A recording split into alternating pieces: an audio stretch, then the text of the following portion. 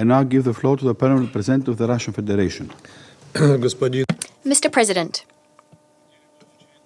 we'd like to once again state for the record that we completely disagree with the presidency's approach, that is, inviting delegations to today's meetings under Rules 37 and 39. Aside from Ukraine, there are 5 more delegations who have been invited. They're either NATO members or EU members or their allies. Every time these delegations spend at least half an hour of our precious time given the budget deficit at the UN, the very valuable time of the Security Council, so as to read out the same narratives with their zero added value, in addition to the representative of the EU. This situation is unacceptable, and responsibility for this falls squarely on the shoulders of the presidency. Without a doubt, the European nations, when they hold the presidencies of the Security Council, are simply impossible to place the impartiality of the Security Council above bloc solidarity. This undermines our credibility and the value of our discussions. However, we are counting on European delegations, especially the main sponsors pumping the Kiev regime full of weapons. We hope they will also ask to speak tomorrow at the briefing we requested on the theme of European attempts to thwart the peace process surrounding Ukraine. We have a lot of questions and we will be expecting answers. We aren't expecting answers, but we do harbor the hope that the EU will answer at least some of them.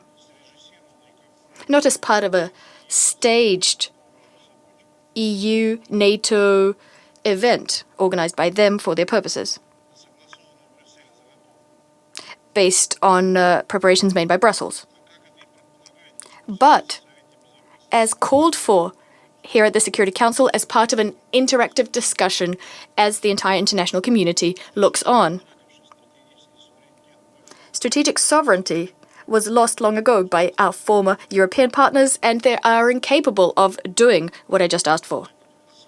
President, the script of today's meeting is absolutely clear and predictable. This meeting, much like previous similar initiatives undertaken by our Western and of late European colleagues specifically, these meetings are convened not to resolve problems nor to bring the Ukrainian crisis closer to a peaceable settlement. The goal is to stop an image of a supposedly free and democratic Ukraine from being definitively deflated. Ukraine, which has the image of a victim of a so-called Russian aggression, an image which the European sponsors of the regime in Kiev are trying to keep afloat. They've been doing this for years now. They began creating this image long before Russia launched its special military operation in Ukraine. It's becoming increasingly difficult for London, Paris, Berlin and their satellites to blow up this propaganda bubble, because the dictatorship in Kiev and the endeavors of the Kiev overstay princeling to cling to power at any costs, power he would lose if peace were to prevail, are patently obvious. The biggest fear of Zelensky are the elections. Elections when he and his sidekicks will have to answer for not keeping their promises about peace with Russia, not protecting the rights of Russian-speaking Ukrainians, respect for rights and freedoms in a country which he himself has turned into a concentration camp and a meat grinder. Moreover, as long as the bugbear of a Russian threat exists, the Zelensky posse doesn't have to account for all of the money stolen from state coffers, nor the stealing of Western and, in particular, US assistance, which amounts to tens, if not hundreds of billions of dollars. This isn't something Zelensky's European accomplices and the Biden administration want, those who have profited handsomely from the Ukrainian conflict. That's why the main objective of this group of militarists is to prevent the main shareholder, the US, from exiting the Ukraine anti-Russia geopolitical project. They want to prolong the war for as long as possible. This isn't easy, because the new US administration has, over the last few months, opened its eyes and seen the true colors of the Zelensky regime, as well as the root causes of the Ukrainian conflict. That's why they're resorting to any and every provocation, any and all lies about Russia, its activities and plans. Today, once again, in this chamber, they're asking us to believe that Russia is knowingly shelling residential areas of Ukrainian cities, serving up as evidence the consequences of Ukrainian air defenses, which have been stationed next to homes and social infrastructure in violation of basic norms of international humanitarian law. At the same time, what's being hushed up is the fact that our strikes target exclusively facilities linked to Ukraine's military-industrial complex, and we are successfully destroying or rendering these facilities inoperable. Over the last few days, we've hit munitions storages and military technologies in the Dnipropetrovsk region, a temporary deployment site, and rocket and artillery munitions warehouses of the Ukrainian Armed Forces Mechanized Brigade in the Sumy area, as well as a temporary deployment site for foreign mercenaries in Svetogorsk, in the DPR, and in the Kharkov regions. A strike was conducted on a defense industry plant in Ukraine.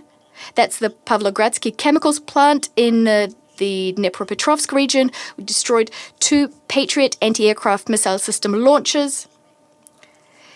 Rockets were fired on an unloading and storage area containing military equipment and munitions in Odessa port. This resulted in the destruction of roughly 100 containers containing important components for uncrewed vessels, UAVs, as well as munitions. What is also being hushed up is the fact that the Russian Federation is doing what I just mentioned only in response to massive and deliberate shelling on the part of the Kiev regime of peaceable Russian cities. Thus, despite the fact that the Russian Federation called a 72-hour ceasefire to mark the 80th anniversary of the victory over fascism, between the 8th and the 11th of May, we recorded over 14,000 violations, over 4,000 attacks by artillery, tanks and mortars, 62 attacks using MLRSs, 9,900 strikes and releases of munitions from UAVs. We recorded 5 attempts to break through Russia's state border in the Belgorodskaya and Kursk regions, as well as 37 attacks waged by the Ukrainian armed forces. In those 3 days, an aggression was waged by Bandera's followers, which claimed the lives of 6 Russian civilians and at least 17 people were injured. It's very telling that the most massive attacks by UAVs on civilian objects in Russian cities, including Russia far removed from the front line, were waged by Kiev after we saw nascent progress towards peace. Specifically, they waged these attacks after direct Russo-Ukrainian talks in Istanbul were resumed and set a course towards an end to the conflict. Between 8 p.m. on the 20th of May and 8 a.m. on the 27th of May, what was destroyed and intercepted is 2,331 UAVs launched from Ukraine, including 1,465 which were outside the area where we're conducting this special military operation. Regrettably, as a result, there were civilian casualties, including women and children.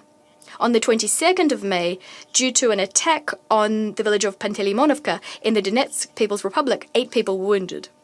On that very same day, in the Vasilyevsk municipality in the Zaporizhia region, owing to a UAV strike, a woman died. She was born in 1990.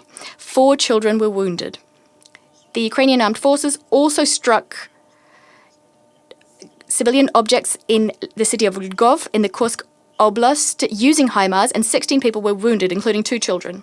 President, the plans concocted by Zelensky and his accomplices are plain and clear. Their goal is to trick and to disorient President Trump, who is taking decisive steps towards peace. At any cost, they want to return the United States, which has lost hundreds of billions of dollars helping Ukraine, to return the US to an anti-Russian and Russophobic course.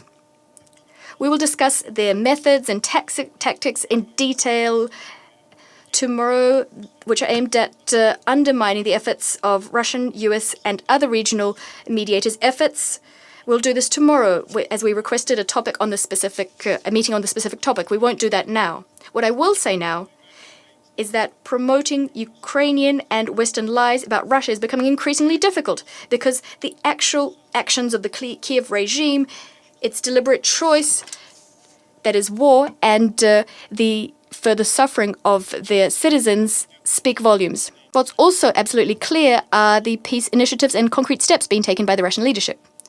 We intend to continue pursuing this course, as well as to continue a serious, direct negotiations process with Ukraine, which Ukraine itself suspended in April 2022, egged on by the British Premier Boris Johnson and like-minded Russophobes. The outcome of this process should be a decision, or rather a solution, which would reliably address the root causes of the Ukrainian conflict and the threats to the security of my country emanating from Ukraine. Ukraine has been invited to meet in Istanbul on the 2nd of June and to discuss the content of our memoranda regarding approaches to the negotiations process. While Kiev continues attempting to prolong the war and to provoke Russia striking at residential and civilian infrastructure on our territory, while they do that, we will continue our special military operation and we will continue destroying objects linked to Kiev's military capabilities. No new anti-Russian sanctions, nor deliveries of weapons to Ukraine or any other hostile steps vis-à-vis Russia will be able to prevent the inevitable military defeat of the Zelensky regime. The ball is in Ukraine's court. Either peace following talks followed by peace, or the unavoidable defeat of Ukraine on the battlefield with different conditions for the conflict's end. I thank you. I thank the permanent representative of the Russian Federation for his statement, and I now give the floor to the representative of Ukraine. Thank you, Mr. President. I express gratitude to the Greek presidency for convening today's Security Council meeting, and thank USG Di Carlo and OCHA's representative, Ms. Doughton, for substantive briefings. Today is already the 1,191st day of Ukraine's resistance against the Russian Federation's illegal, unprovoked, and unjustified full-scale military invasion. Russia's aim remains unchanged: to subjugate Ukraine militarily, seeking control over our entire nation to further its imperialistic ambitions. Failing to achieve these objectives independently, it enlists support from authoritarian regimes such as the DPRK and Iran. Moreover, Ukrainian intelligence has confirmed that China is supplying special chemicals, gunpowder, and machinery to 20 Russian military factories, and this cooperation must cease immediately. Ukraine continues to defend itself in full accordance with Article 51 of the UN Charter. We are grateful for the unwavering support of the European and American and other partners and allies, which bolsters our defense capabilities. Simply put, Ukraine did not initiate this war, nor do we desire its continuation today. On its part, Russia could end its aggression at any moment, but persistently rejects all credible paths to peace. Mr. President, Ukraine has consistently demonstrated commitment to diplomacy and remains open to any format that can yield tangible results. We supported the U.S. proposal for a 30-day full interim unconditional ceasefire agreed upon in Jeddah on 11 March. Ukraine firmly believes that at least 30 days long ceasefire must be the first step towards negotiations on just and lasting peace. We reaffirmed this proposal multiple times, but Russia consistently refuses to accept it. Russia's actions clearly indicate its unwillingness for peace. On 20 April, despite media reports of Russia's alleged readiness for so-called Easter ceasefire, Russian forces carried out 1,882 shelling attacks, conducted 33 multiple-launch rocket system strikes, and deployed 957 kamikaze drones against Ukraine. Russia again declared solely through media channels its readiness for a ceasefire since 8 till 10 May. In practice, it launched 115 airstrikes, dropped 197 guided aerial bombs, carried out 12,100 shelling attacks, including 187 by multiple launch rocket systems, and targeted civilian infrastructure with 7,303 kamikaze drones. This is what Russia's so-called ceasefire entailed. On 10 May, Ukraine, alongside European leaders from France, Germany, Poland, and the United Kingdom, supported by the US and other partners, called Russia again to agree to a 30-day ceasefire. The collective will of Ukraine and its partners was clear. If the Russian Federation refused, robust sanctions would be imposed on Russia, particularly targeting the energy and banking sectors.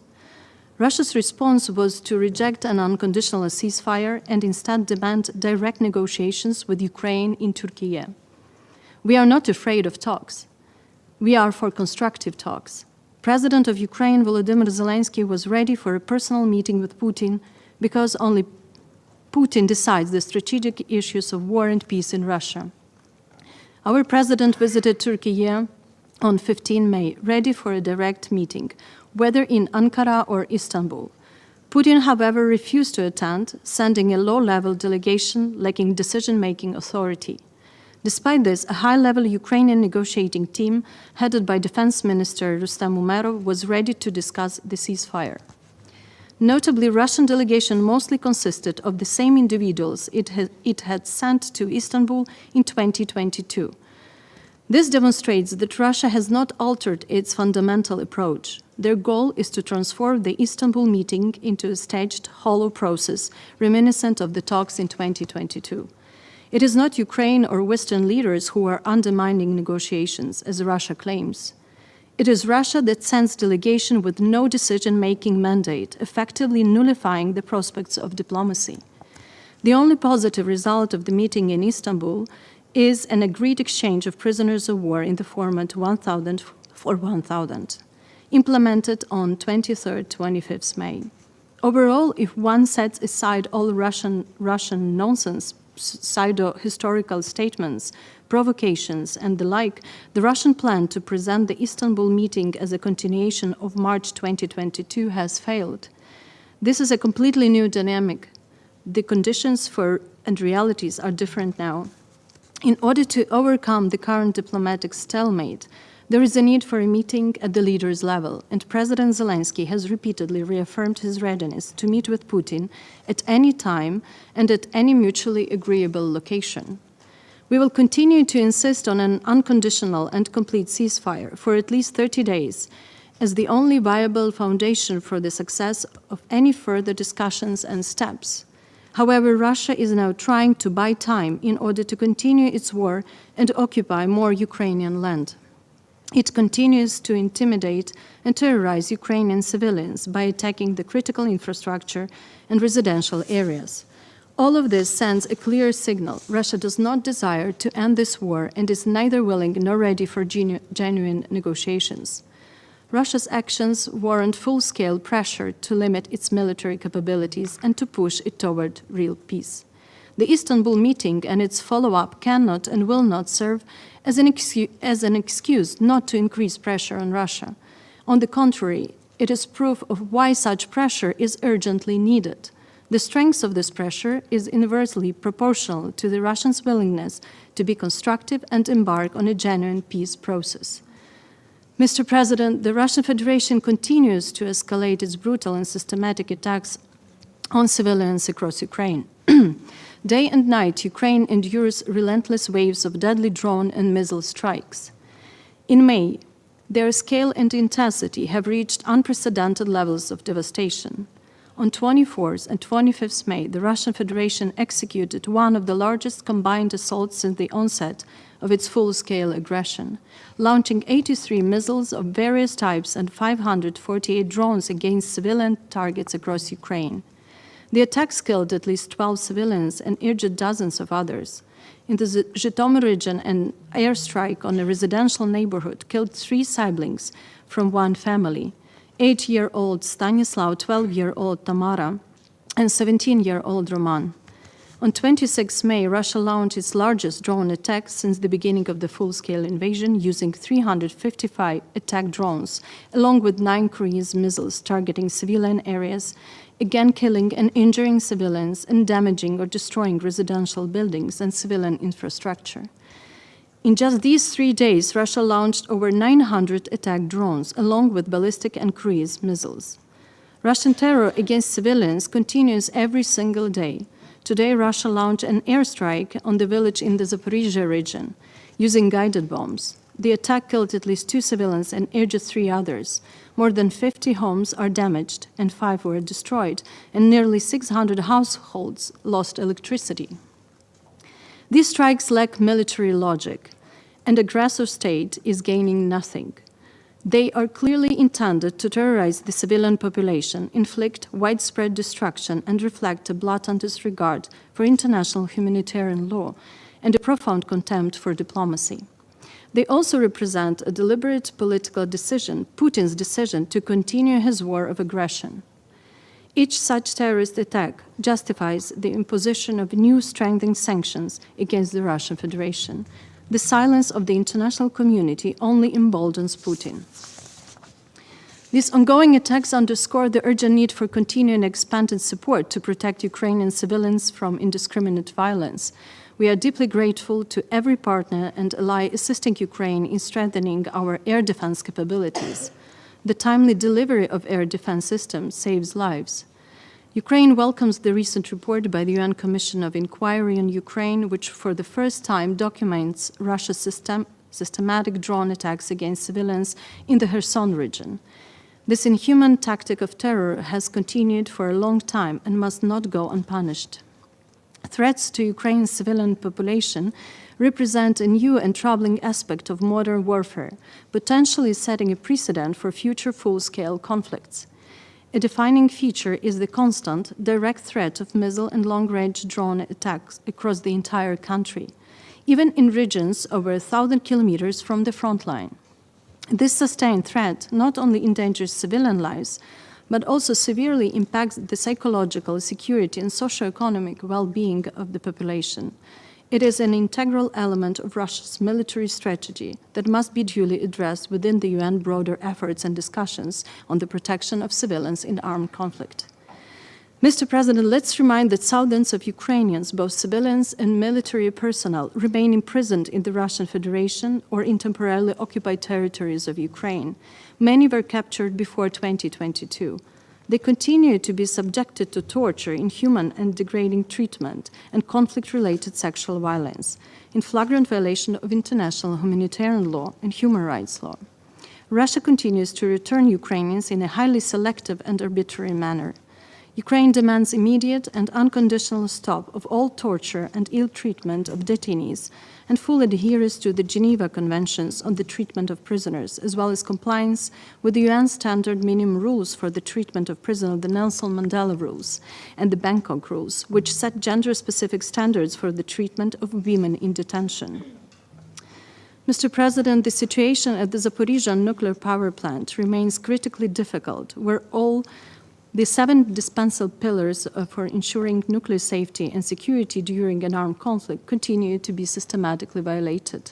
Moscow blatantly disregards international diplomatic efforts, including by the United States, aimed at ending Russia's war of aggression and ensuring global nuclear safety. According to Greenpeace, Russia is building a new high-voltage power line in the temporarily occupied territory of Zaporizhzhia region to illegally connect the NPP to the Russian power grid. Let me stress that disconnecting the NPP from Ukraine's power grid significantly increases the risks. In the event of an emergency, the plant could lose its last reliable source of external power. This is a direct path to a station blackout with potentially catastrophic consequences. Furthermore, Moscow's policy of blackmail and demonstrative disregard for international law forced the IAEA to conduct a second rotation through the temporarily occupied territory of Ukraine. We insist that despite Russian pressure, the IAEA remains committed to the principles of international law, in particularly the inviolability of Ukraine's sovereignty and territorial integrity, and does not recognize any changes in jurisdiction over the NPP. Ukraine urges the IAEA and international community to respond to these actions by the Russian Federation decisively. The rotation of IAEA personnel should be carried out exclusively through the territory controlled by the government of Ukraine until the NPP is fully returned to its rightful owner, Ukraine. Mr. President, achieving peace at any cost will not end the war. A comprehensive, just, and lasting peace must rest on a fundamental respect towards non-negotiable principles. We repeat, Ukraine will never accept and recognize any part of its temporarily occupied territory as Russian. We will not tolerate interference in sovereign decisions, including our defense or alliances. There must be no appeasement of the aggressor. Such attempts only embolden future aggression. Russia is not signaling any genuine intention to stop its war. Therefore, we see no alternative but intensified international pressure, political, military, and economic. Sanctions must be expanded and strengthened. Russian oil, its shadow tanker fleet, financial networks, and its military industry must all be targeted. Russia is facing a moment when it needs to prove its seriousness. We need concrete decisions, first and foremost, regarding an unconditional and complete ceasefire for at least 30 days. Ukraine is ready to work for peace. Russia must also show that it is ready. As a confidence-building measure, we propose the immediate and unconditional return of all abducted Ukrainian children, prisoners of war, and detained civilians. For peace to endure, just must prevail. We welcome progress by the core group on establishing a special tribunal for the crime of aggression against Ukraine. Technical work on the necessary legal instruments is complete. Mr. President, at the heart of global peace and security lies the Charter of the United Nations. Upholding it is not optional, it is our collective duty. That is the standard by which each member of this Council, and indeed the international community, will be judged. Yet today we witness a grave distortion of that duty. The Russian Federation, still present in the Soviet permanent seat, is using its status not to preserve peace, but to shield its war of aggression against Ukraine. This abuse strikes at the core of the international system we are all meant to uphold. Ukraine, for its part, seeks a just and lasting peace, one rooted in the principles of the UN Charter and reinforced by binding long-term security guarantees. Peace cannot rest on words alone, and particularly because words do not work with Moscow. It requires concrete steps, an immediate and just ceasefire, sustained diplomatic engagement, and the establishment of a credible security architecture centered around effective security guarantees for Ukraine that will prevent the recurrence of aggression. This is why Ukraine is working with all partners, the United States, the European Union, and all international partners, to build a broad-based, principled coalition for peace. But to succeed, the international community must act with unity and resolve. Now is not the time for hesitation. Now is the time to increase coordinated pressure, not merely to influence the course of Russia's war of aggression, but to bring it to a close and to secure peace for all our future generations. I thank you. I thank the representative of Ukraine for her statement. The 9,924th meeting of the Security Council is called to order. The provisional agenda for the meeting is maintenance of peace and security of Ukraine. The agenda is adopted.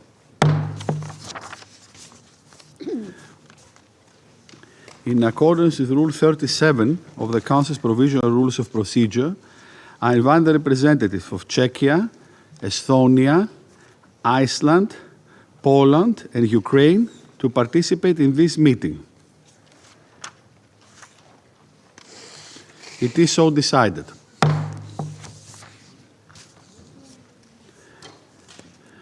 In accordance with Rule 39 of the Council's Provisional Rules of Procedure, I invite the following briefers to participate in this meeting. Ms. Rosemary DiCarlo, Under-Secretary General for Political and Peace-Building Affairs, and Ms. Lisa Doughton, Director of Financing and Partnership Division, Office for the Coordination of Humanitarian Affairs. It is so decided.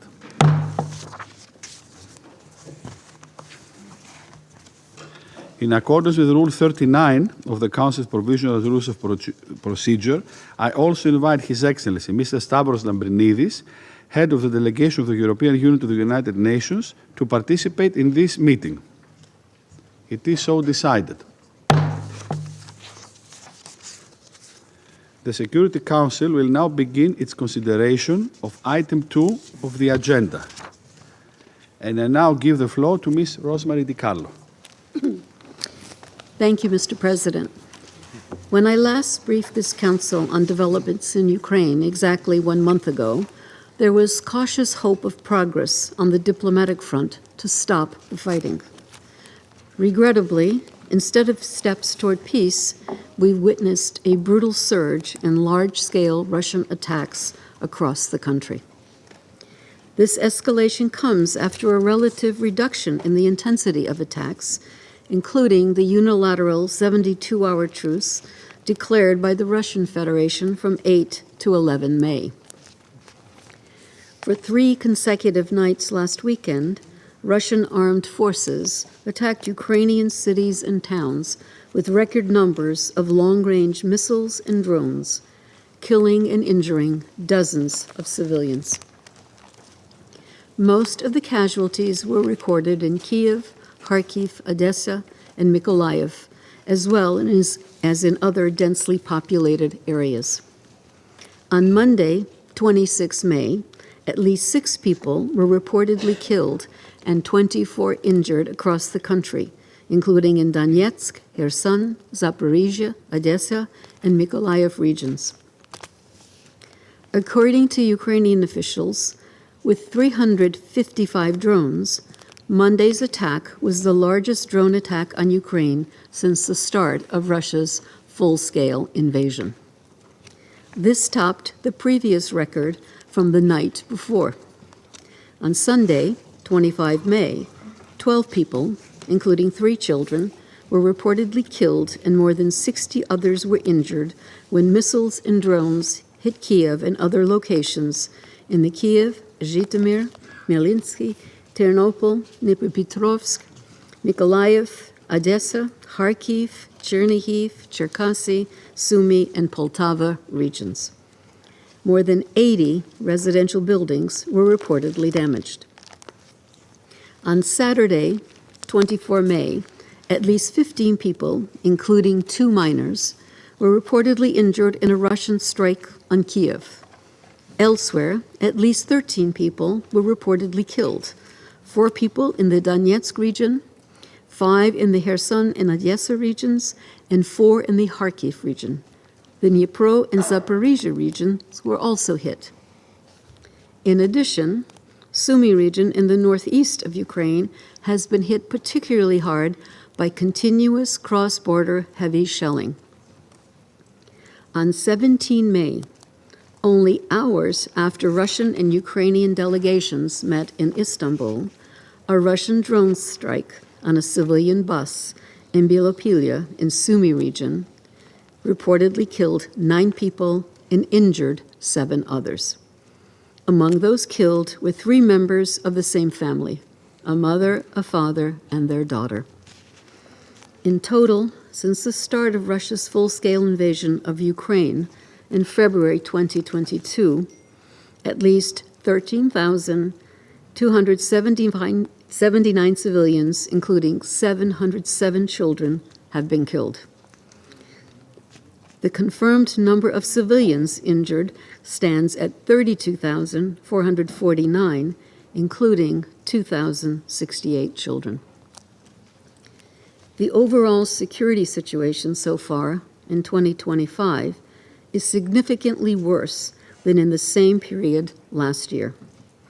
Civilian deaths in the first quarter of this year are 59% higher than in the same period of 2024. Mr. President, since my last briefing, Russian regions bordering Ukraine also reported civilian casualties. According to the Russian Ministry of Foreign Affairs, 9 civilians were killed and 117 were injured because of Ukrainian strikes from 19 to 25 May. The ministry also reported that from 12 to 18 May, 17 Russian civilians were killed and more than 100 others were injured following Ukrainian attacks on Russian border regions, bringing the total for the month of May to 59 killed, including 5 children, and more than 400 others injured, including 21 children. The United Nations is not able to verify these reports. However, if confirmed, these figures serve as a vivid reminder of the rising civilian toll of Russia's full-scale invasion of Ukraine, most egregiously in Ukraine, but also increasingly in the Russian Federation itself. Let me reiterate clearly. Attacks against civilians and civilian infrastructure are strictly prohibited under international humanitarian law. They are unacceptable and indefensible wherever they occur, and they must stop immediately. My colleague Lisa Doughton of the Office for the Coordination of Humanitarian Affairs will provide updates about the impacts of the renewed attacks on the humanitarian situation in Ukraine and our response to deliver life-saving aid to all those in need. Mr. President, the latest dangerous escalation follows some significant diplomatic developments. On 16 May, Ukrainian and Russian delegations met in Istanbul for the first direct negotiations in 3 years. We welcome these talks and commend the important role of Turkey and the United States in facilitating these discussions.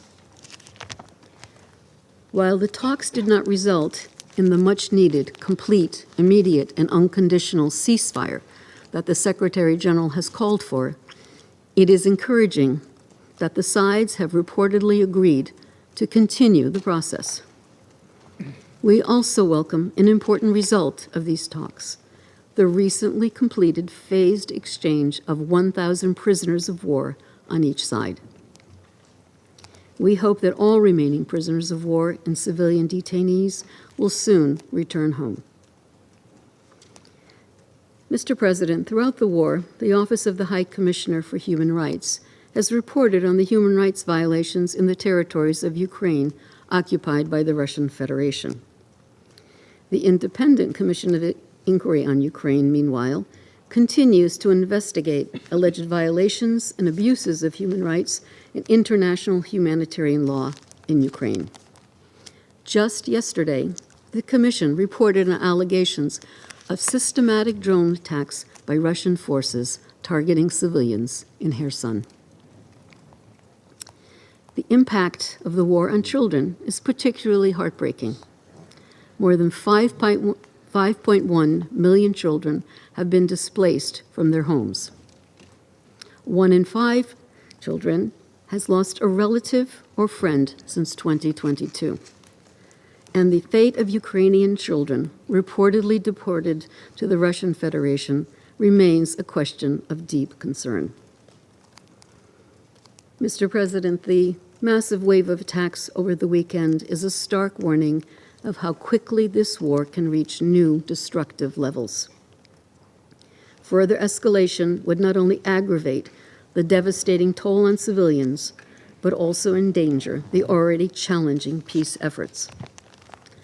The longer the war continues, the longer its regional and global impacts will be felt, and the more difficult it will be to find a peaceful resolution. The United Nations position has been and remains principled in support of Ukraine's independence, sovereignty, and territorial integrity within its internationally recognized borders. We continue to call for peace in line with the UN Charter, international law, and relevant UN resolutions. In February, the Security Council adopted Resolution 2774, the first since Russia's invasion of Ukraine, imploring a swift end to the conflict and urging a lasting peace. And soon after the passage of the resolution, after more than 3 years of brutal illegal war, the global community was heartened by what appeared to be the first sprouts of a potential peace process. However, anticipation and excitement quickly gave way to frustration around the world and more suffering in Ukraine following the recent and massive Russian attacks. The hope that the parties will be able to sit down and negotiate is still alive, but just barely. Serious, demonstrable, and good faith efforts are needed now to get back on the road that could lead to a just peace. A full, immediate, and unconditional ceasefire is such an effort, if only an initial one. A peace process will not be easy, and it will take time, but it must not wait. The people of Ukraine, especially, cannot wait. Thank you. I thank Ms. DiCarlo for her briefing. I now give the floor to Ms. Lisa Doughton. Please. Thank you, Mr. President. And thank you for the opportunity to brief the Council on the humanitarian situation in Ukraine. Since our last update to this council 1 month ago, attacks have continued to exact a staggering toll on civilians in Ukraine. Over just the past week, the humanitarian consequences have worsened, marked by forced displacement, the destruction of essential infrastructure, and the disruption of basic services.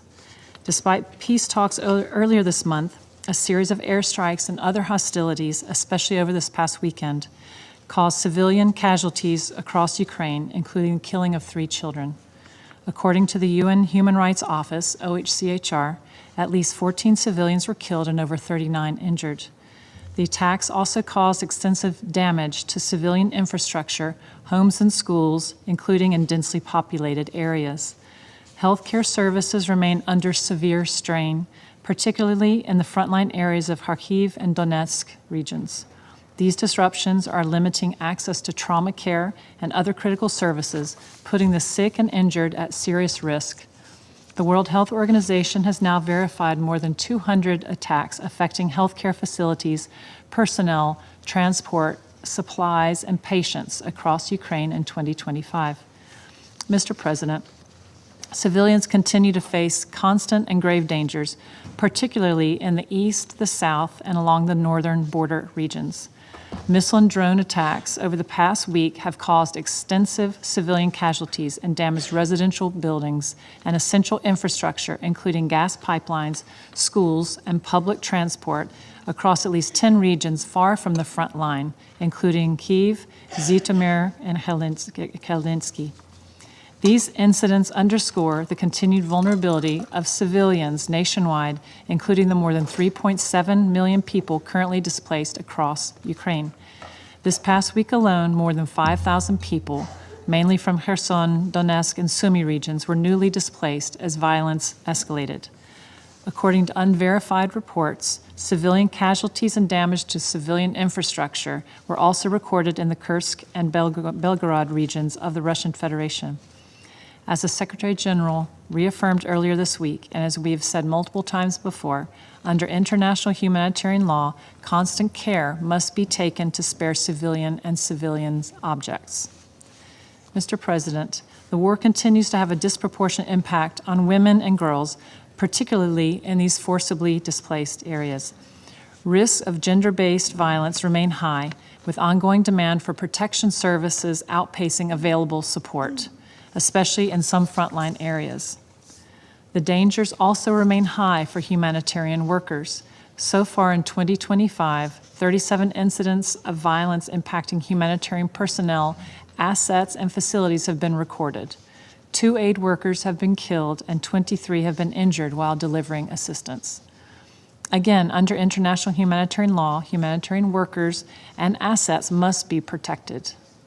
We remain gravely concerned about the 1.5 million civilians in areas of Donetsk, Luhansk, Kherson, and Zaporizhia currently under occupation by the Russian Federation.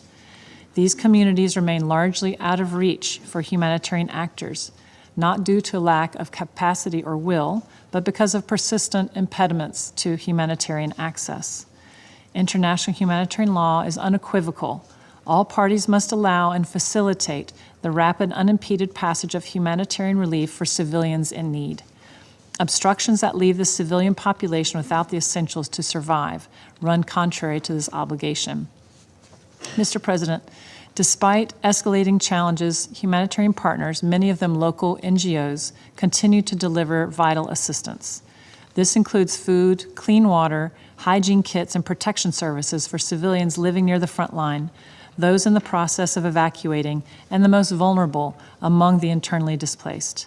In support of local emergency teams, emergency programs have also been carried out in the aftermath of recent attacks. Over the weekend, the humanitarian coordinator, Matthias Schmale, and OCHA led an interagency convoy to frontline communities in the Kherson region, where daily shelling continues to threaten civilians, many of whom are older persons. During the visit, he met residents who have chosen to remain despite the risks, holding on to hope that even after 3 years of hostilities in the area, life in their home communities would return to normal. The convoy delivered dignity kits for older people, as well as first aid kits, hygiene, and food kits. So far this year, 10 interagency convoys have reached nearly 14,000 people along the front line in Kherson.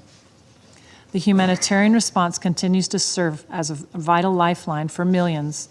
Since the beginning of 2025, 440 humanitarian organizations, mainly local NGOs, have provided life-saving assistance to approximately 3.1 million people across Ukraine.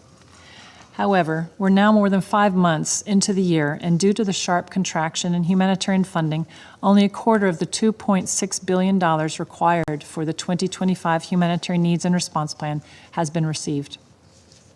Funding shortfalls have already forced reductions in cash assistance, mental health support, shelter assistance, and services for survivors of gender-based violence.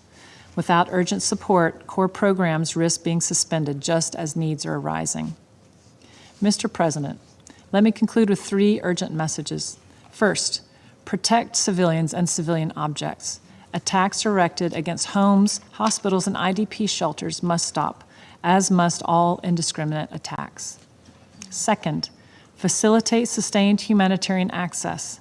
Humanitarian actors must be granted safe, rapid, and unimpeded access to all civilians in need, wherever they are, and regardless of which party controls the territory. We will persist in our engagement with the parties to this effect. The Council and all member states have much influence to exert to ensure both the protection of civilians and unimpeded humanitarian access. Third, support the humanitarian response. Lives depend on it. Every delay costs lives. Every dollar helps us reach the next family under fire with aid, educate the next child out of school, help evacuate people with disabilities, and sustain water in frontline communities. Mr. President, there's no respite for civilians in Ukraine. The bombs do not stop. The trauma does not subside. The needs do not shrink. And so our resolve cannot falter. Thank you. I thank Mrs. Doughton for her briefing. I now give the floor to those council members who wish to make statements. And I now give the floor to the representative of Denmark. Thank you, Mr. President. I also thank Under-Secretary General Di Carlo and Director Doughton for their briefings. As the briefers have both highlighted, much has happened since this council last convened to discuss Ukraine 1 month ago. Allow me to focus on a few major points. First, on the humanitarian situation. We welcomed last weekend's largest prisoner exchange since Russia's full-scale invasion and commend to Kiev for their continued efforts. However, we cannot ignore the striking fact that while these exchanges were underway, Russia dramatically increased its aerial attacks against Ukraine's civilians and cities. In the past 2 weeks alone, Russia has fired over 1,000 drones, as well as ballistic and cruise missiles on Ukraine's population. Scenes of Kiev ablaze, of buses hit while evacuating civilians, of children in the wreckage are haunting reminders of the sheer brutality of this war. Even more cynical is the fact that some of these most deadly attacks took place while President Zelensky was himself in Turkey, ready and willing to engage in ceasefire talks. Such an escalation in attacks on civilians is completely incompatible with Putin's claimed desire for peace. As the Danish Prime Minister said on Monday, during the day, Putin talks about negotiations, then he bombs Ukraine during the night. Second, Mr. President, on the efforts to achieve a ceasefire, we have seen the victim of this aggression, Ukraine, repeatedly offer a comprehensive, immediate, and unconditional 30-day ceasefire. Meanwhile, Putin has not engaged seriously in any talks. This playbook is well known by now. When the international pressure increases, Putin offers a symbolic ceasefire of a few days. We saw this for Easter or the 80th anniversary of the end of the Second World War in Europe. His forces then engaged in widespread violations, exposing the true and empty nature of these promises.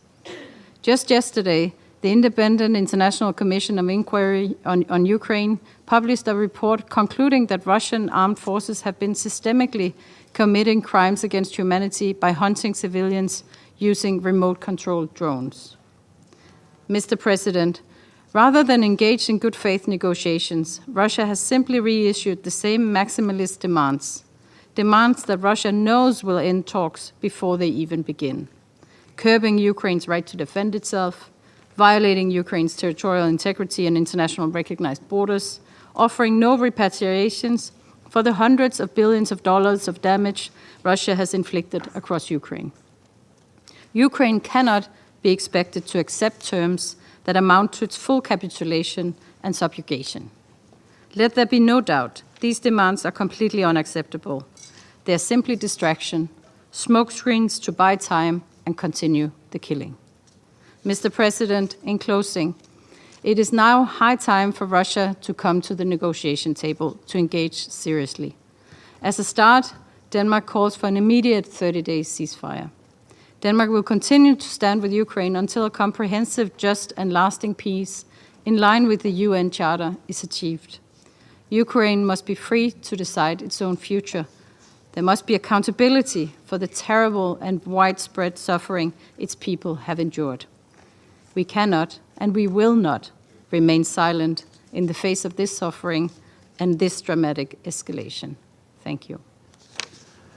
I thank the representative of Denmark for her statement, and now I give the floor to the representative of France. Monsieur le Président, President, at the outset, I'd like to thank USG, Ms. Rosemary DiCarlo, as well as Lisa Dalton, Director of OCHA. Thank you for your briefings. President, every day, Russia chooses to continue its attack on Ukraine.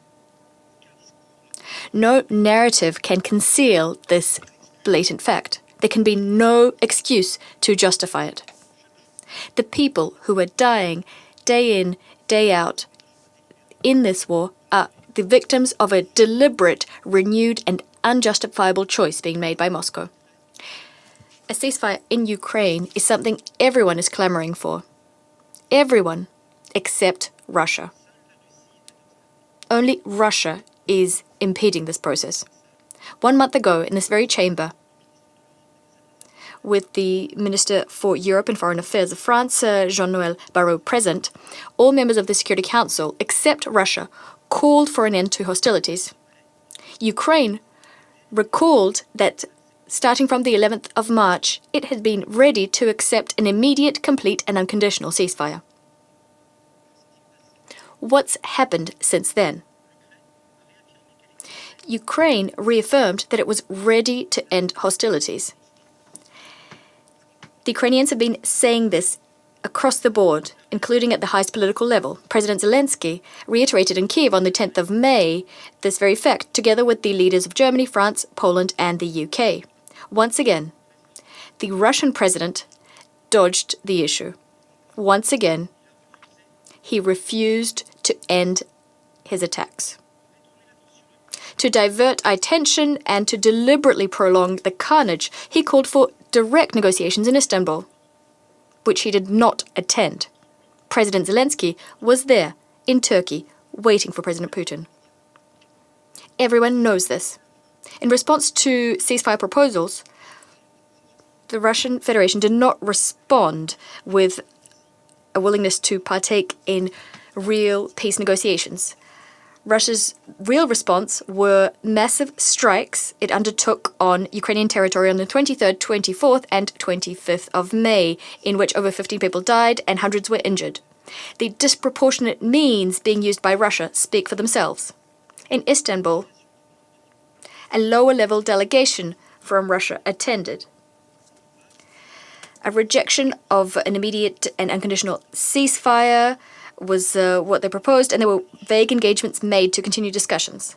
Whereas from Ukraine, in Ukraine, we saw on Russia's part contempt for the fate of civilians and human lives, with the deliberate targeting of civilian objects in violation of IHL, a record number of missiles and combat drones, as well as unabashed inflexibility on the part of the Kremlin as it pursued its objectives at a time when war crimes and crimes against humanity are being committed, as documented by the recent report of the International Commission of Inquiry on Ukraine. President, let's hone in on the adjective unconditional, because it's vital for this Council to have a common understanding of what that means, a common definition.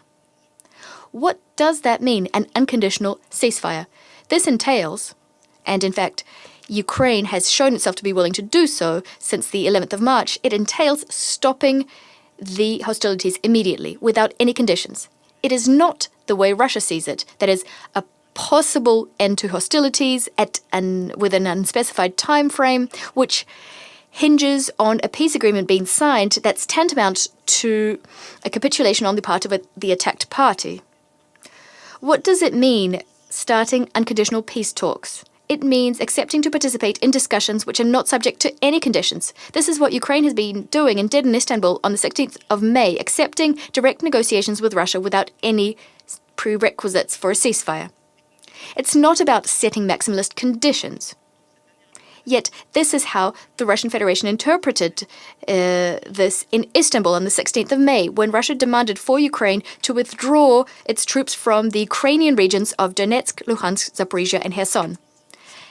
Let me repeat, on the 12th of October 2022, the General Assembly of the United Nations condemned the so-called, and I quote, attempted illegal annexation of the aforementioned territories by the Russian Federation. President, France stands ready, shoulder to shoulder with Ukraine and its partners, ready to initiate in a virtuous process of discussions about a peace plan. France stands side by side with the Ukrainian people to provide it with the humanitarian assistance it needs. The Russian Federation has no credibility when it claims to negotiate in good faith, all the while intensifying its strikes on Ukrainian territory. For this reason, the Security Council must demand a complete, immediate and unconditional ceasefire. The demilitarization of Ukraine is not a prerequisite, nor is it an objective of the peace talks. No. The aggressor cannot demand for the attacked party to renounce its right to self-defense conferred upon it by the United Nations Charter as a prerequisite for the aggressor putting an end to the aggression. Just, robust and lasting peace, as called for on multiple occasions by the General Assembly, will entail robust and credible security guarantees for Ukraine. Ukraine should be able to choose its future. I thank you. I thank the representative of France for his statement, and I give the floor to the representative of the United Kingdom. Thank you, President. I thank USG DiCarlo and Director Doughton for briefing us today. Colleagues, we convene today to address the situation in Ukraine as we collectively mourn the lives lost due to Russia's recent attacks. This weekend saw two of the largest mass air attacks of the war, back to back. Over 3 days, Russia launched over 900 drones and missiles at Ukrainian cities, reportedly resulting in the deaths of 30 people and injuring a further 150. And these deaths were not an accident. Russia's missile and drone strikes struck major urban centers and densely populated regions. Over the night of 24 May, among those killed were 3 children, specifically 3 siblings. Stanislav, aged 8, Tamara, aged 12, and Roman, aged 17. Each of them on the edge of a new chapter of childhood, adolescence, and young adulthood. All of them robbed of life too soon. Such acts are a stark reminder of the urgent need to bring this war to an end. Russia's attacks are not only sustained, they are worsening. As OHCHR has verified, in the first 3 months of this year alone, there have been 2,641 civilian casualties. That's nearly 900 more than during the same period in 2024, and over 600 more than early 2023. The increased killing of civilians is an affront to our shared values of human dignity and peace. Values which President Putin claims to share, yet continues to violate. Putin's priorities are demonstrated by his timing. These attacks were launched days after talks in Istanbul, in which Russia, yet again, refused to agree to an unconditional ceasefire. Presented with another opportunity for meaningful progress towards peace, Putin chose war. President, while Ukraine stands ready for an unconditional ceasefire, Russia sustains its aggression. And once again, innocent civilians are paying the price. Russia's actions speak much louder than its words. So we call on Russia to comply with international law, including the UN Charter, and to stop the killing of innocent civilians. Russia's unrelenting invasion of its sovereign neighbour will only redouble our resolve to help Ukraine defend itself and to use the necessary measures to restrict Putin's war machine. We will work in unison with the US, Ukraine, our European and international partners until a just and lasting peace is no longer an aim, but an enduring reality. I thank you. I thank the representative of the United Kingdom for his statement. I shall now make a statement in my capacity as representative of Greece. I would like to thank Undersecretary Dikara and OCHA Director Doughton for the detailed briefings. Colleagues, it has already been a month since the Council was last seized of the war in Ukraine. One would hope that in the meantime, peace talks under the US-led initiative would have borne tangible results. After all, the United States and Ukraine agreed to a full, immediate and unconditional ceasefire almost 3 months ago, and all parties to the war, including Russia, have declared their intention to achieve a peaceful settlement. Yes, this ceasefire still eludes us on Russia's responsibility. Instead of building on the promise of peace, there has been a continuation of deadly attacks in May, while noting that April, according to verified data of the Human Rights Monitoring Mission in Ukraine, becomes a deadly month not only for Ukrainian civilians in general since September 2024, but particularly for children since June 2022.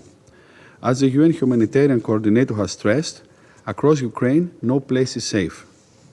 We echo the Secretary General's condemnation of the latest attack and join our voice with the overwhelming majority of the UN membership, which in multiple General Assembly resolutions have demanded the cessation of hostilities and the return to peace in full respect of international law and the UN Charter. Greece condemns any targeting of civilians and civilian infrastructure as a clear violation of the basic tenets of international humanitarian law and demands accountability for the perpetrators and justice for the victims. In this regard, we commend the role of UN agencies such as UNICEF for the multifaceted support to civilians and in particular to children, as well as the tireless efforts and courage of humanitarian workers who have also suffered increased casualties these last months. Colleagues, regrettably, peace efforts, culminating in the attempts at direct bilateral negotiation on May 16, did not produce any breakthrough. On the contrary, they have so far further confirmed Russia's intransigence. At the same time, the agreement for the largest exchange of prisoners of war and civilian detainees between the two sides since the start of the war is a welcome development and the only tangible deliverable of the negotiation. In closing, let me reiterate that Greece's stance through this 39th month of war has been principled and consistent in favor of international law, including international humanitarian law and the principle of the UN Charter. In that respect, we reiterate that a full, immediate and unconditional ceasefire should remain our first priority on the way to our ultimate goal of achieving, firstly, a permanent cessation of hostility, secondly, a just, comprehensive and lasting peace achieved through inclusive diplomacy, in line with the UN Charter and international law that upholds Ukraine's sovereignty, independence and territorial integrity, and thirdly, security guarantees that will prevent the recurrence of war. I thank you. I resume now my functions as President of the Council, and now give the floor to the Permanent Representative of Czechia. Well, thank you, Mr. President. Let me begin by thanking the Greek Presidency of the Security Council for convening this important meeting. We stand at a critical juncture, a moment that demands we decide whether the senseless killing and suffering of civilians in Ukraine shall continue, or whether we shall finally see an end to Russia's illegal and unprovoked invasion, now in its 12th year. The choice before Russia is stark and simple. No amount of diplomatic sophistry or propaganda can obscure this fundamental question.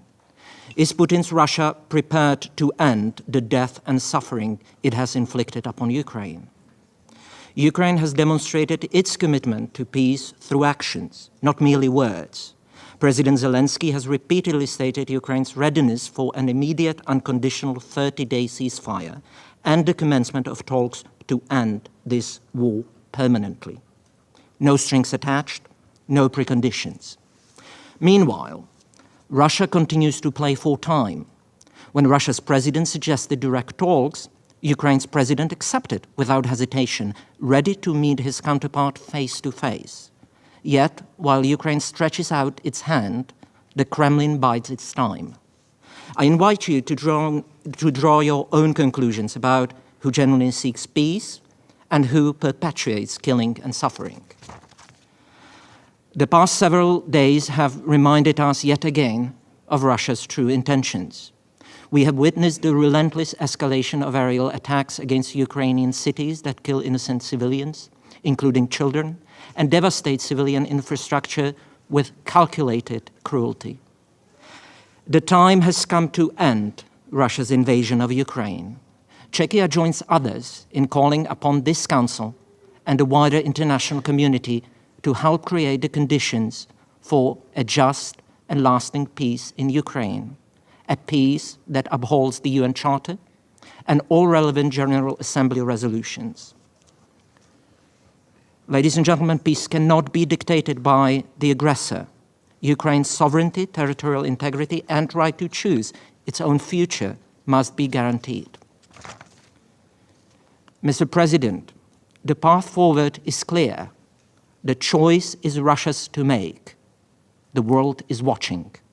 End the invasion, respect international law, silence the guns, sit down at the table in good faith, end this now. Thank you, Mr. President. I thank the Permanent Representative of Czechia for his statement, and now I give the floor to the Permanent Representative of Estonia. President, I have the honor to speak on behalf of our three Baltic states, Latvia, Lithuania, and my own country, Estonia. We align ourselves with a statement by the European Union. I would like to thank briefers for their valuable input. President, there hasn't been a day since the beginning of the Russian aggression when Russia has not bombed Ukraine.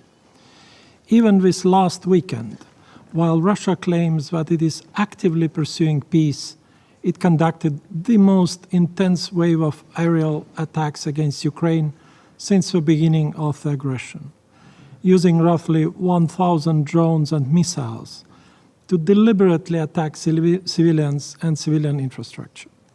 This terror should be condemned by all who claim to stand for peace and justice.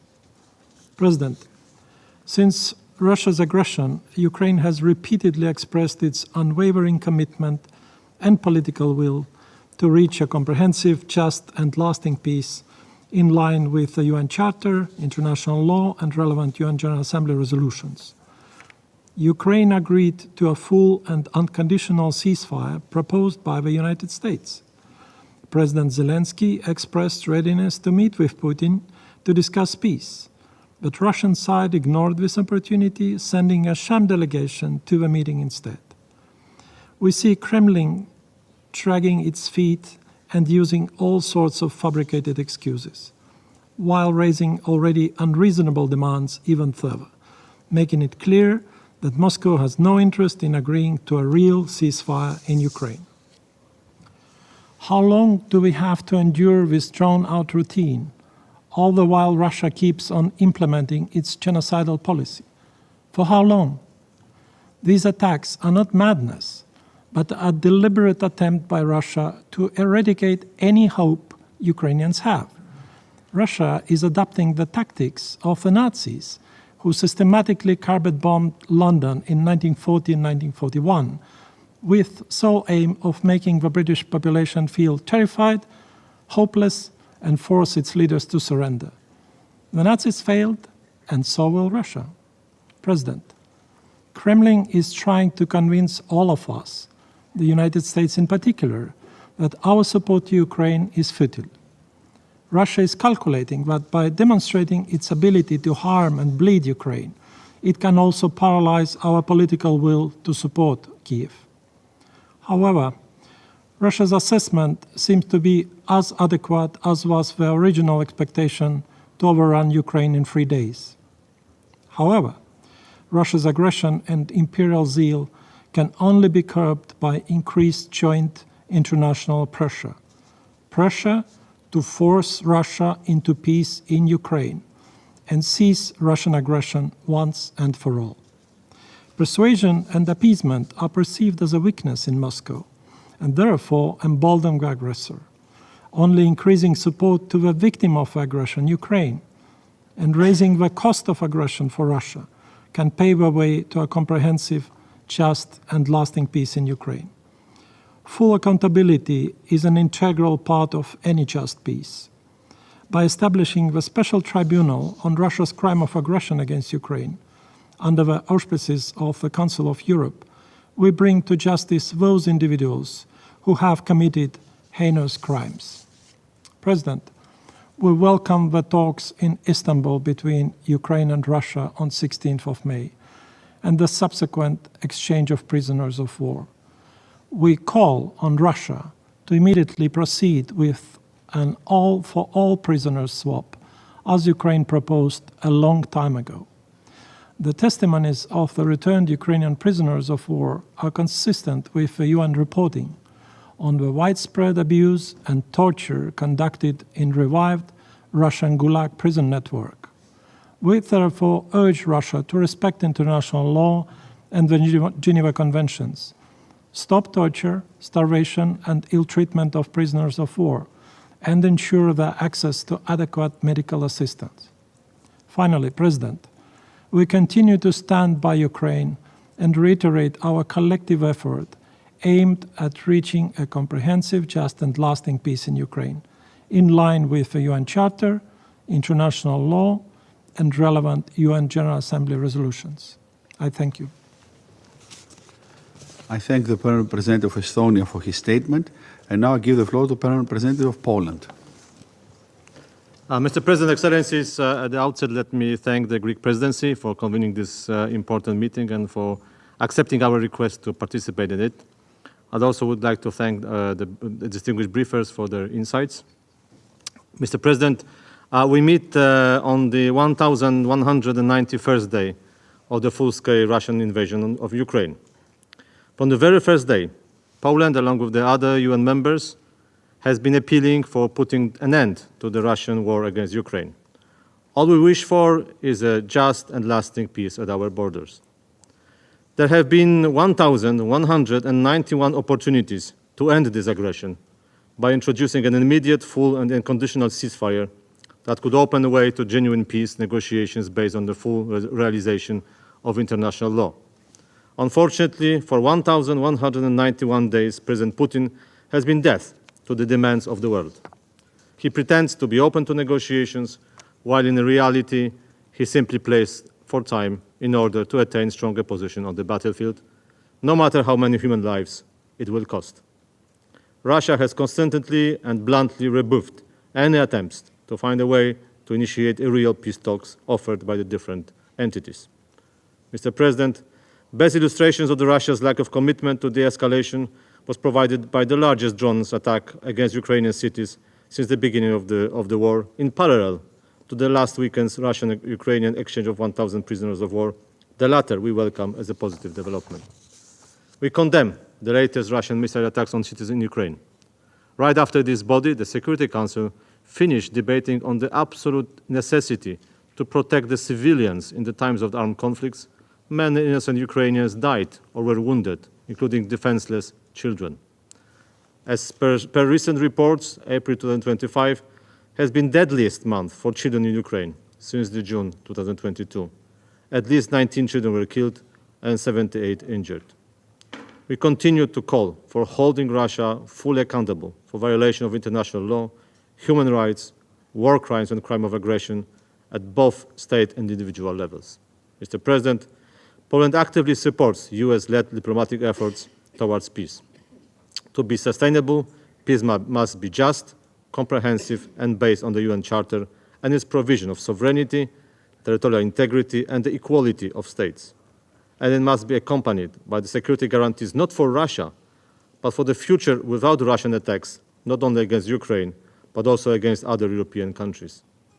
In conclusion, Mr. President, Poland will remain determined to continue a multifaceted support for Ukraine, including through financial, economic, humanitarian, and military and diplomatic means, for as long as it takes to help Ukraine exercise its inherent right to self-defense. Such resolve, in the face of the unprovoked and illegal invasion, remains the joint obligation of the international community. And I thank you. I thank the Permanent Representative of Poland for his statement, and now I give the floor to the Permanent Representative of Iceland. President, thank you for giving me the floor. I have the honor to speak on behalf of the 5 Nordic countries, Denmark, Finland, Norway, Sweden, and my own country, Iceland. Let me thank the briefers today for their substantive and solemn briefings. The Nordics have been stalwart supporters of the UN since its foundation. We are and always will be friends of the UN Charter, and we will continue to stand by it. Our common security depends on it. The General Assembly has repeatedly condemned Russia's blatant violations of international law, including the UN Charter. Russia will be held to account. No one wants an end to this war more than Ukrainians. We have joined Ukraine and international partners, including the US, in calling for a full, unconditional ceasefire, to which Ukraine has already committed more than 2 months ago. A ceasefire would end the suffering and allow for meaningful talks. It is now for Russia to reciprocate. Instead, Russia prevaricates. Instead, Russia continues to launch waves of attack on Ukrainian cities, which in the last 5 days have caused at least 160 casualties. Yet again, innocent children are paying the price for Russia's brutal war. The humanitarian coordinator in Ukraine has said that no place is safe. This is on top of many months of targeted attacks on civilian infrastructure, residential neighborhoods, and energy facilities. All this at enormous cost in lives and destruction of property, and with total disregard for Russia's obligations under international humanitarian law. Russia could end this war tomorrow. Instead, it continues to pursue maximalist aims. Russia has consistently claimed that there are so-called root causes behind its war against Ukraine, as if it were somehow forced to act. But this is a false narrative. Russia made a deliberate choice to invade a sovereign nation, an unprovoked act in blatant violation of international law. President, Ukraine and the Ukrainian people have shown themselves to have extraordinary reserves of courage to provide resistance. They have prevailed for over 3 years and 3 months. All peace-loving countries that value the rule of law, international law, including the UN Charter, must unite to support Ukraine's struggle, and there can be no justification for continuing material or political support to Russia. It must stop now. This war must end. Not only is Ukraine's freedom and independence at stake, the credibility and integrity of the international system and this very institution is at stake. The neo-imperial and colonial ambitions of Russia have no place in the 21st century. We reaffirm our commitment to Ukraine's sovereignty, independence, and territorial integrity, and will stand with Ukraine for as long as it takes, as we hopefully move closer towards a comprehensive, just, and lasting peace based on the UN Charter and international law. I thank you. I thank the Permanent Representative of Iceland for her statement. I now give the floor to His Excellency, Mr. Stavros Lambrinidis, Head of the Delegation of the European Union to the United Nations. Please. Mr. President, the candidate countries Montenegro, Albania, Ukraine, the Republic of Moldova, Bosnia-Herzegovina, and Georgia, as well as Andorra, Monaco, and San Marino, align themselves with this statement. President, the EU reiterates its resolute condemnation of Russia's war of aggression against Ukraine, which constitutes a manifest violation of the UN Charter. I would like to thank DPPA and OCHA for their clear statements on the consequences of this war of aggression against Ukraine, and for their critical efforts in leading the United Nations political and humanitarian engagement in Ukraine. Colleagues, after countless Council meetings to address Russia's war of aggression against Ukraine, where we have each repeated our core concerns and messages time and again, we should all be able to agree on at least one thing now, that a full and unconditional ceasefire is what is needed now as a necessary condition for meaningful peace discussions. Many of us, many of you, have called repeatedly for a ceasefire on several occasions and in different formats. Many have done so while stressing the importance of an end to this war grounded in the UN Charter, international law, and respect for Ukraine's sovereignty and territorial integrity as applicable to all UN member states.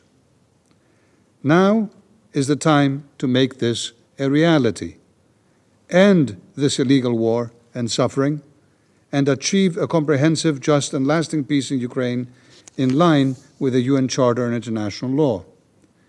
We welcome all efforts towards achieving such a peace. We, as Europeans, together with Ukraine, have been working tirelessly to this end. The European Union joins Ukraine, the United States, and other international partners in calling for a full and unconditional ceasefire of at least 30 days. This pause in hostilities would serve as a vital step towards reducing civilian suffering and allow for further exchanges of prisoners and the return of abducted children. It would also provide space for meaningful talks aimed at ending Russia's war of aggression and achieving a comprehensive, just, and lasting peace. Ukraine has repeatedly demonstrated its readiness to accept a comprehensive and immediate ceasefire without preconditions, committing to such a step months ago. President Zelensky traveled to Turkey for direct talks with Russia's president, which unfortunately never materialized. As has been the case from the beginning of this war, it is now for Russia to show its own willingness to achieve peace. To date, it has not done so. Last weekend, it launched its largest attack on Ukraine's cities since the 2022 invasion, reportedly firing 355 drones and killing 13 people. The UN Human Rights Monitoring Mission has noted the increase in civilian casualties resulting from Russia's aggression over the past months. In April, at least 209 civilians were killed and 1,146 injured.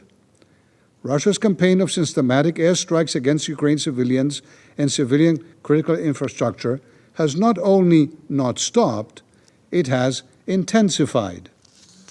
It violates international humanitarian law, undermines efforts for peace, and must finally stop now.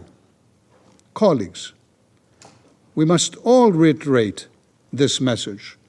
All reiterate a continued support for Ukraine's independence, sovereignty, and territorial integrity within its internationally recognized borders under the Charter.